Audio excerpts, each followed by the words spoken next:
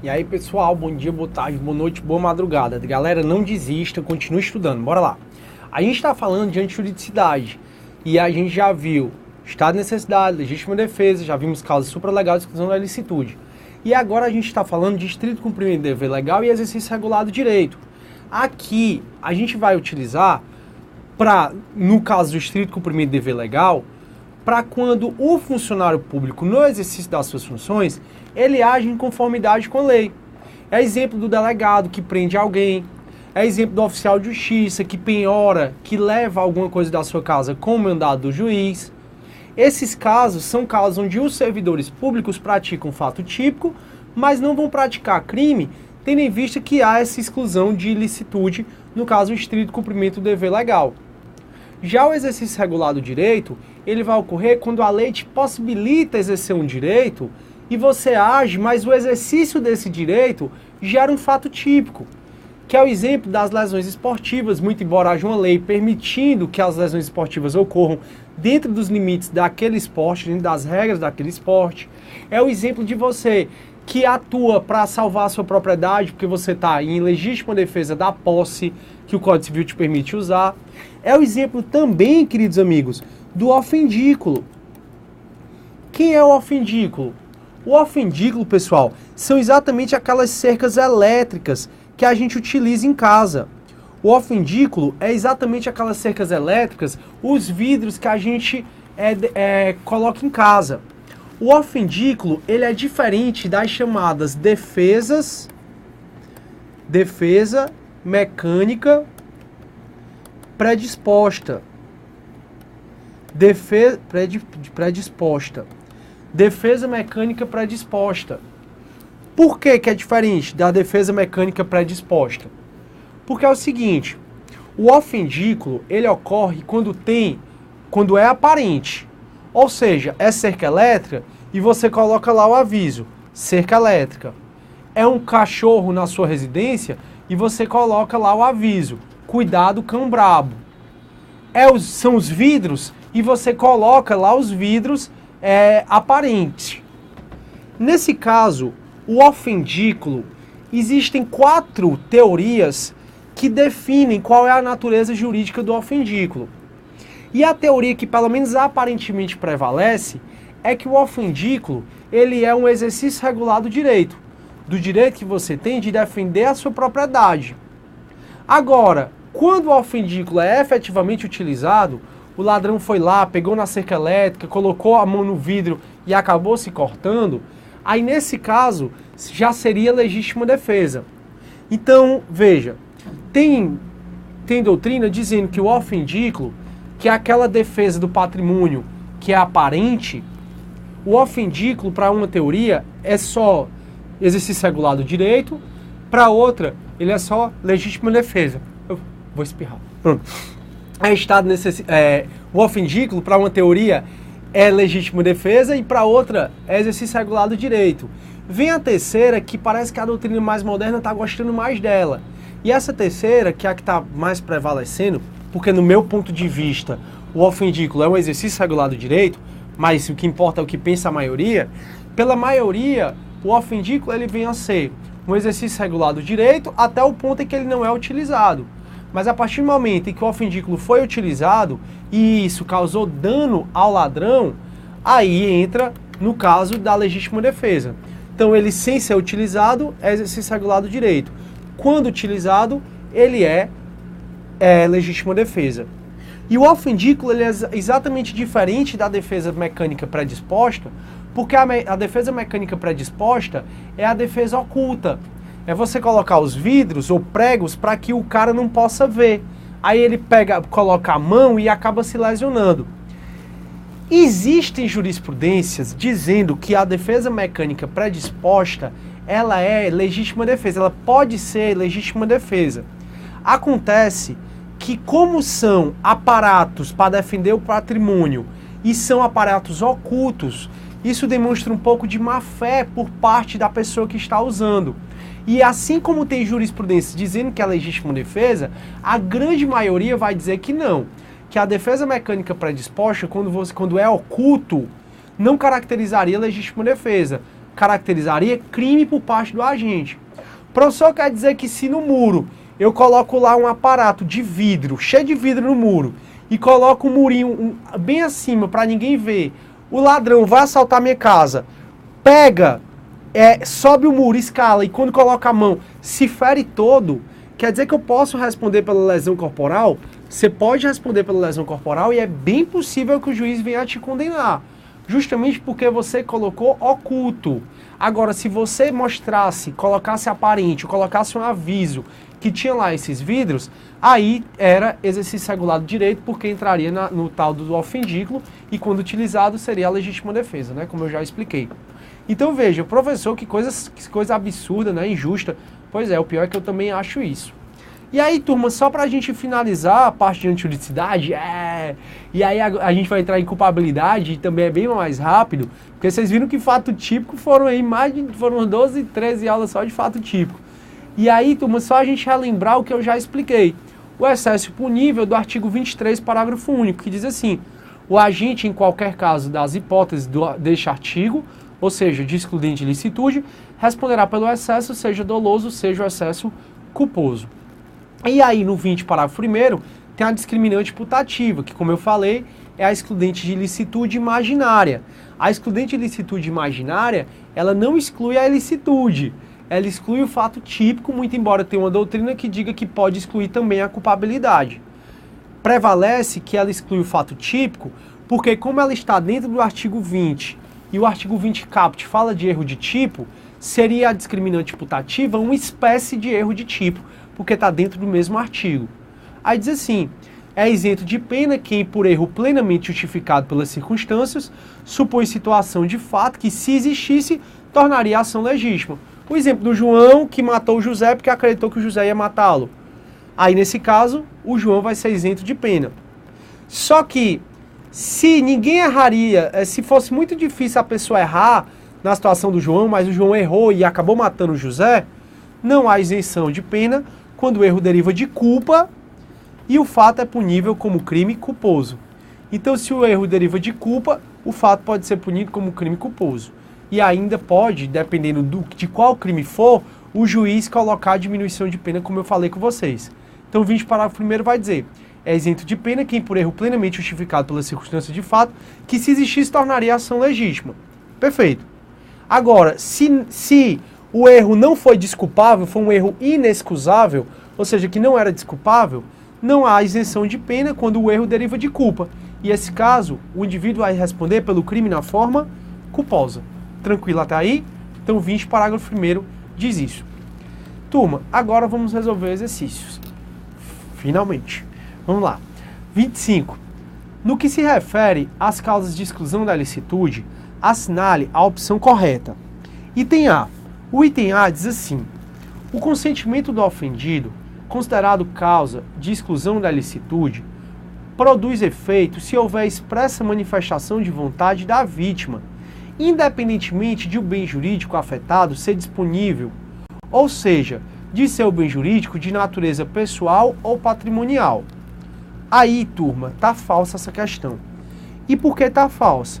Porque a gente viu que o consentimento do ofendido ele pode ser, sim, uma causa de exclusão da ilicitude, desde que seja bem disponível ou relativamente disponível e a vítima tenha capacidade de consentir. Então ele diz, o consentimento do ofendido considerado causa de exclusão da ilicitude produz efeito se houver expressa manifestação de vontade da vítima. Tranquilo. Independentemente do bem jurídico afetado ser disponível. Falso. Esse independentemente se torna a questão falsa, desde que o bem jurídico seja disponível ou de natureza patrimonial. Então torna falso. B de bola. O médico que, sabendo que sua amante, grávida de um filho seu, corre risco de morrer em decorrência de complicação da gravidez, a submete em aborto com o intuito de evitar que sua esposa tome conhecimento da gravidez, age em estado de necessidade justificante. Então, bora lá. O médico que, sabendo que sua amante, grávida de um filho seu, corre risco de morrer em complicações de gravidez, a submete em aborto, olha a finalidade do aborto, turma. A finalidade do aborto não foi para salvar. A finalidade do aborto tá aqui, ó. A própria questão tá dizendo: com o intuito de evitar que sua esposa tome conhecimento da gravidez, age em estado de necessidade justificante. Falso. Primeiro, o médico ele pode sim praticar aborto, desde que seja aborto de acordo com o artigo 128 do Código Penal. O médico ele pode praticar aborto desde que seja para salvar a vida da gestante ou aborto decorrente de estupro. O médico ele não agiria em estado de necessidade justificante nessa situação, primeiro porque não é o estado de necessidade do artigo 24 que a gente vai alegar, e sim o artigo 128 que ele vai estar amparado. E segundo, eu falei para vocês que como requisito subjetivo de qualquer excludente de ilicitude, você tinha que ter ciência que estava agindo amparado sobre algum excludente de ilicitude. No caso, a finalidade do médico não foi para salvar a vida da gestante. A finalidade foi evitar que a sua esposa tomasse conhecimento que a sua amante estava grávida. Então, quando ele agiu, ele não agiu sabendo estar acobertado por excludente de ilicitude. A finalidade dele era tão somente evitar que a sua esposa tomasse conhecimento da gravidez. Dessa forma, pessoal, torna errado, porque ele não pode alegar estado de necessidade, já que o que se vai alegar é o artigo 128 do Código Penal, e também porque ele não estava amparado, não sabia que estava amparado sobre algum excludente de ilicitude, de acordo com a questão. Porque ele fez assim: não, eu vou aproveitar para salvar, mas assim, o que eu quero mesmo é que a minha esposa não descubra. Portanto, a B de bola se torna errado. C de casa.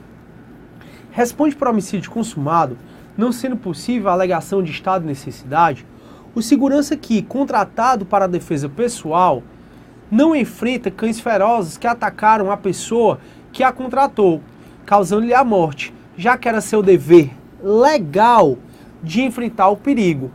Falso, turma.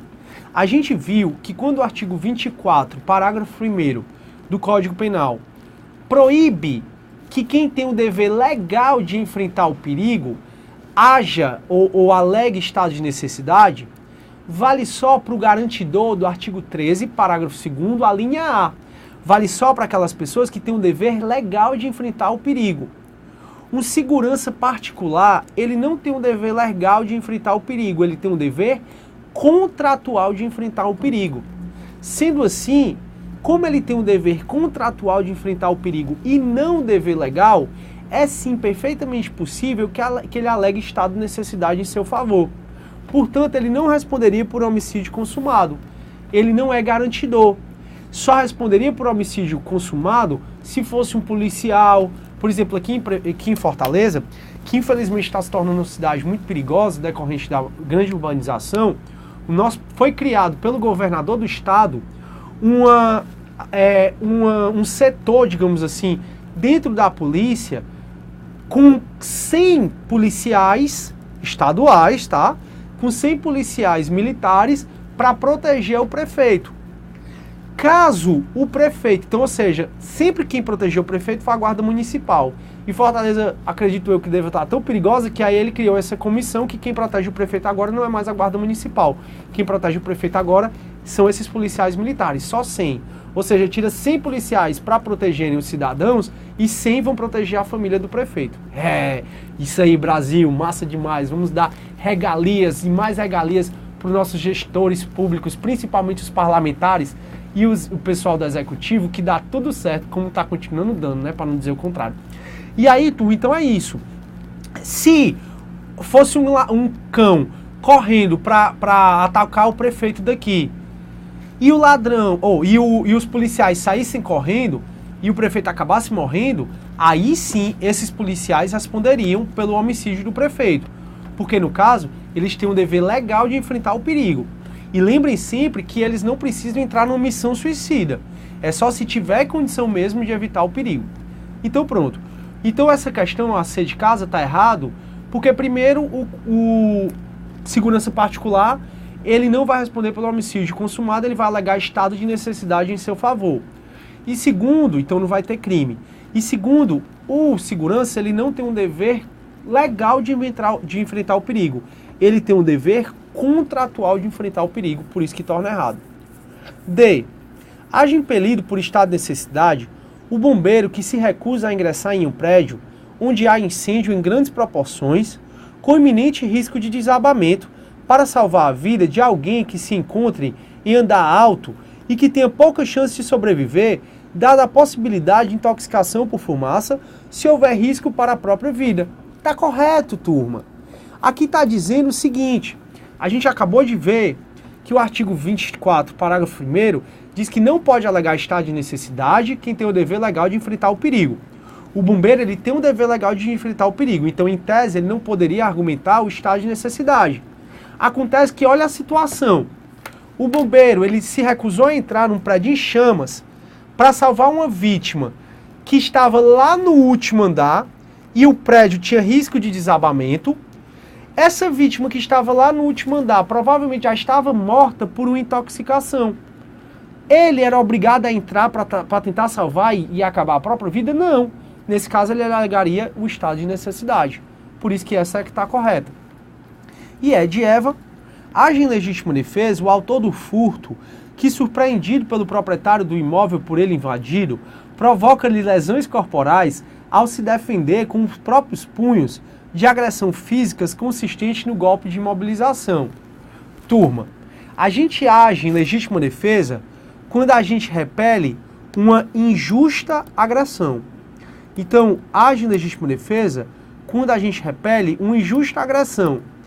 O ladrão está na tua casa e aí ele vai e começa a te bater, ainda vai poder alegar te bater porque tu está tentando imobilizar ele, ele começa a te bater para evitar que você imobilize.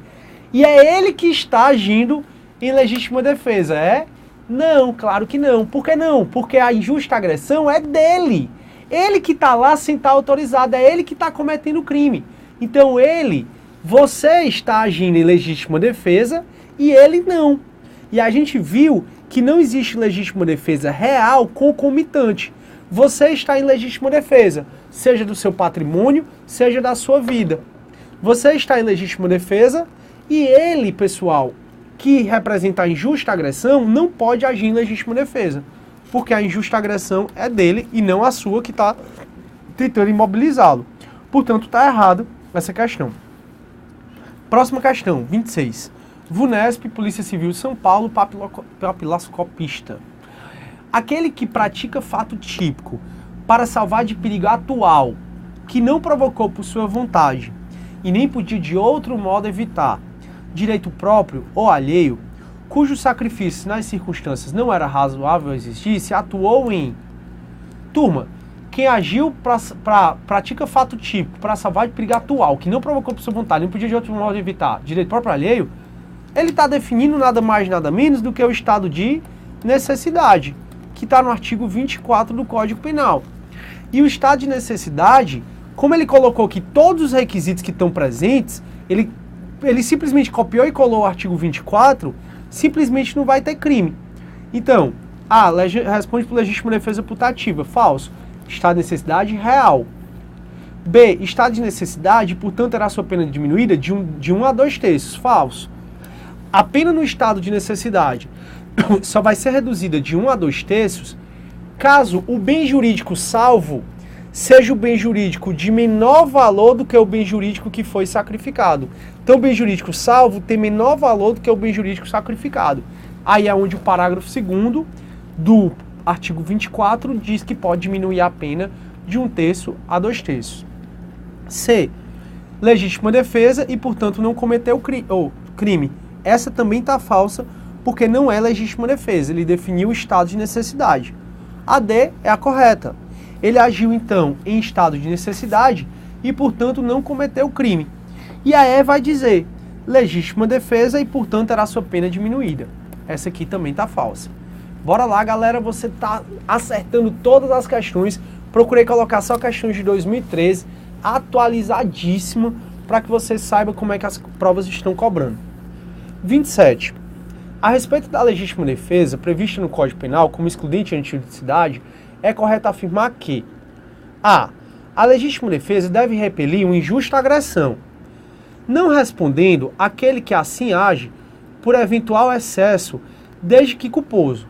Então tá falando assim, legítima defesa se repele uma injusta agressão, com certeza. E não responde quem age com excesso, desde que esse excesso seja culposo. Aqui é onde torna errada a questão. Porque a legítima defesa realmente se repele uma injusta agressão. Só que se você age com excesso, seja o excesso doloso, seja o excesso culposo, de acordo com o artigo 23, parágrafo único do Código Penal, seja o excesso doloso, seja o excesso culposo, você responde sim por esse excesso. Então tá errado porque ele diz, deve repelir injusta agressão, não respondendo aquele que assim age por eventual excesso, desde que esse excesso seja culposo. Falso. Responde sim. B de bola. Não se volta exclusivamente contra a agressão injusta que configure ilícito penal.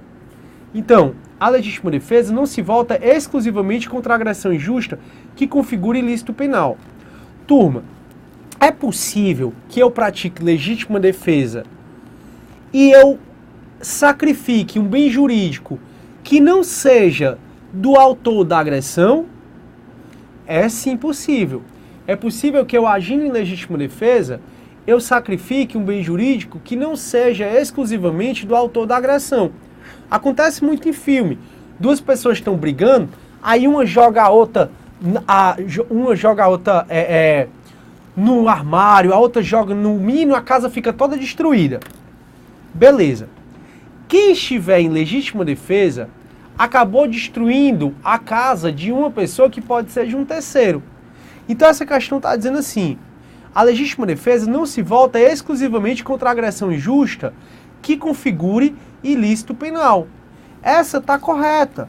Está correta exatamente porque na legítima defesa a gente não necessariamente se volta tão somente, exclusivamente, contra o autor da agressão. A gente, para repelir essa injusta agressão, a gente pode acabar sacrificando bens jurídicos que sejam bens jurídicos de outras pessoas que não do autor da agressão. Portanto, realmente, esse não se volta exclusivamente torna a questão correta. C de casa. Não se pode dirigir contra a agressão a direito alheio. Turma, é a mesma explicação da B. A legítima defesa, você repele injusta agressão, atual ou iminente, sacrificando o bem jurídico do terceiro, do próprio causador do perigo, ou de um terceiro. Por isso, essa tá a falta. Não se pode se dirigir contra a agressão a direito alheio. Ah, tá, turma. E essa aqui ainda tá falando o seguinte, não se pode dirigir contra a agressão a direito alheio, ou seja, aqui tá dizendo que não existe legítima defesa de terceiro. E tá falso. Porque olha aqui que aqui diz o artigo 25, que eu acabei nem terminando de explicar. Diz assim, ó. Entende-se em legítima defesa, quem, usando moderadamente os meios necessários, repele injusta agressão atual ou iminente, a direito seu ou de outrem. Ou seja, assim como o estado de necessidade, existe a legítima defesa própria e a legítima defesa de terceiro. E olha o que a questão está dizendo. Aquela questão está dizendo o seguinte, não se pode dirigir, ou seja, não pode atuar em legítima defesa contra a agressão a direito alheio. Pode sim, porque o final do artigo 25 diz que você pode agir em legítima defesa para salvar de perigo atual ou iminente, de uma injusta agressão atual ou iminente, direito próprio ou direito alheio. Portanto, está falso. D. A injusta agressão repelida por legítima defesa deve ser atual e não apenas iminente. Falso. Novamente é o artigo 25 que responde para a gente. Lá no artigo 25 diz que a legítima defesa pode ser atual ou iminente. E não se admite a legítima defesa sucessiva, tampouco a legítima defesa recíproca. Turma, se admite sim a legítima defesa sucessiva. Ou seja, um está agindo em legítima defesa, quando esse começa a agir com excesso, o outro pode agir com legítima defesa. Se admite a legítima defesa sucessiva. A legítima defesa recíproca, que é a concomitante, ela realmente não é admitida. Mas a legítima defesa sucessiva, ela é sim admitida. Portanto, está falso. 28, turma. escrivão de polícia desse ano, Polícia Civil do Espírito Santo. Quanto à legítima defesa, marque a única alternativa que está correta. A. Duas pessoas podem estar em legítima defesa real ao mesmo tempo. Falso, e isso nós já explicamos. Duas pessoas não podem estar em legítima defesa real ao mesmo tempo, tendo em vista que a legítima defesa, você repele uma injusta agressão. E ora, se uma agressão é injusta, é porque a outra é justa. Não tem como duas serem justas ao mesmo tempo. B de bola. Não cabe legítima defesa concomitante com o estado de necessidade. Falso.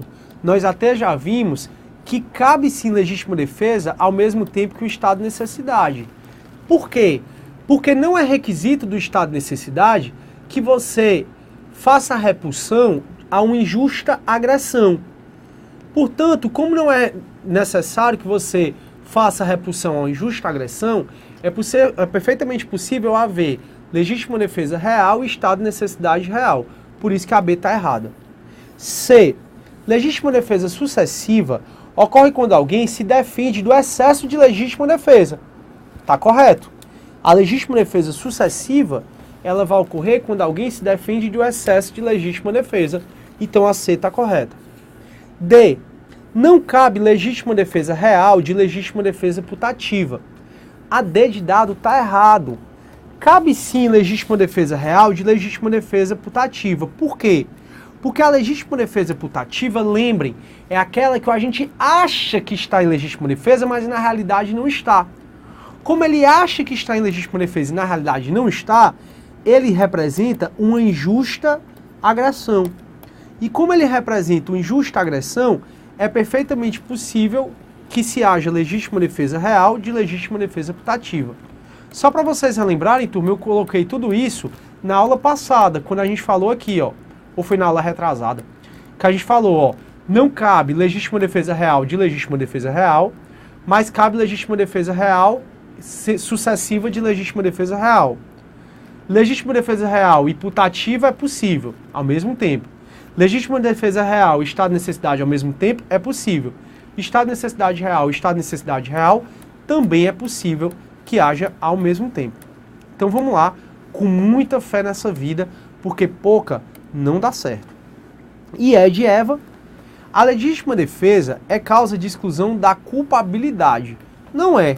Vocês sabem que pelo artigo 23, inciso 2º do Código Penal, artigo 23, inciso 2º do Código Penal, a legítima defesa é um excludente de ilicitude e não um excludente da culpabilidade. Portanto, a E de Eva também está errado. Hernani, quanto tempo eu tenho, por favor? 2 minutinhos. Galera, vocês querem tentar isso aqui? Bora lá. Policiais foram verificar a procedência de informações de tráfico de drogas praticado em uma comunidade. Ao chegarem ao local, elementos começaram a disparar contra os policiais, ocasião em que o policial Godofredo fez o disparo com seu fuzil contra um dos elementos que se encontrava prestes a atirar contra ele. Cadê, meu Deus? Contra ele.